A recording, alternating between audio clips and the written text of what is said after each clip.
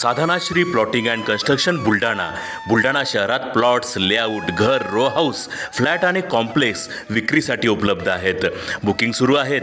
Podar layout, Sadhanashri नगर, Khondewadi, Jambharun layout, Shri Ramlalla नगर इथे booking सुरू आहेत. ऑफिस पत्ता आहे डॉक्टर लद्दड हॉस्पिटल जवळ, पार्लेवार बिल्डिंग समोर, बुलढाणा. आणि संपर्क श्री गणेश सिंग जाधव सर सातगावकर, कार्यकारी संचालक. Phone number 7385 46 66 66.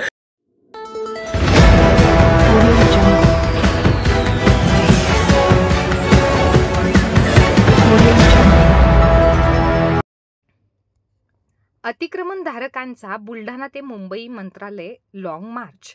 गायरान आणि वनजमिनीचे कायम पट्टे देण्याची मागणी. गेल्या 40 वर्षापासून भूमिहीन शेतकरी शासकीय जमिनीवर अतिक्रमण करून ती जमीन ओलिताखाली आणून त्यावर आपल्या कुटुंबाचा उदरनिर्वाह करीत आहेत. या अतिक्रमित जमिनीचे कायम पट्टे द्यावेत.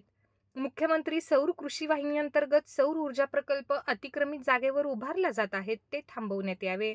यांसह इतर मागण्यांसाठी बुलढाणा जिल्ह्यातील भूमिहीन शेतकऱ्यांनी बुलढाणा ते मुंबई मंत्रालय असा लॉंग मार्च सुरू केला आहे.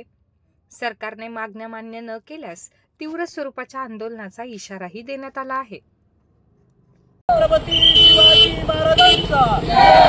अनेक दिवसापासून आम्ही आमच्या शासकीय जमिनीच्या भरोशावर आमची उपजीविका चालू आहे आणि एकमेव हीच शेती आमच्या उपजीविकेचे साधन असून आम्ही माननीय कलेक्टर साहेबांमार्फत अनेक वेळा मुख्यमंत्री महोदयांना, महसूल मंत्र्यांना आम्ही निवेदन दिलेले आहेत की बाबा जी आमच्या ताब्यामध्ये जमीन आहे ती 40 वर्षापासून आम्ही कसून आमची उपजीविका भागवतो, त्या जमिनीची आम्हाला कायम पट्टी मिळाली पाहिजेत, ही आमची प्रथम मागणी असेल. दुसरी मागणी अशी असेल की ज्या आमच्या ताब्यातल्या वैती जमिनीवर तुम्ही मुख्यमंत्री सौर कृषी वाहिनी योजनेअंतर्गत जो काही सौर ऊर्जेचा प्रकल्प घालण्याचा घाट घातलेला आहे, तर आमच्या या प्रकल्पाला विरोध नसून हा प्रकल्प आमच्या भूमिहीनाच्या जमिनीत सोडून इतर कुठल्याही तरी जमिनीमध्ये तुम्ही घ्यावा, ही सुद्धा आमची मुख्यमंत्र्यांकडे मागणी असेल.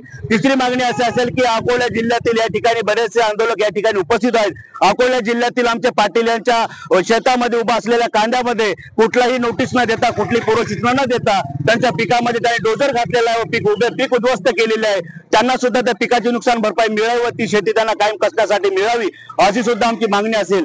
जर सरकारने आमच्या मागण्या पूर्ण केल्या नाहीच तर आता आम्ही बुलढाण्यावरून मुंबईकडे निघालो आहे आणि आमच्या जीवितास बरं वाईट झाल्याच्या सर्वस्वी जबाबदार मुख्यमंत्री प्रशासन असेल, असा प्रसार माध्यमातून मी सरकारला इशारा देत आहे. पुढची भूमिका जर सरकारने भाडेपट्टे आम्हाला दिलेच नाही तर आमचा अंतिम श्वास बंद करून त्या ठिकाणी घेऊन आता संपू, आमची सर्वांची भूमिका ठरलेली आहे.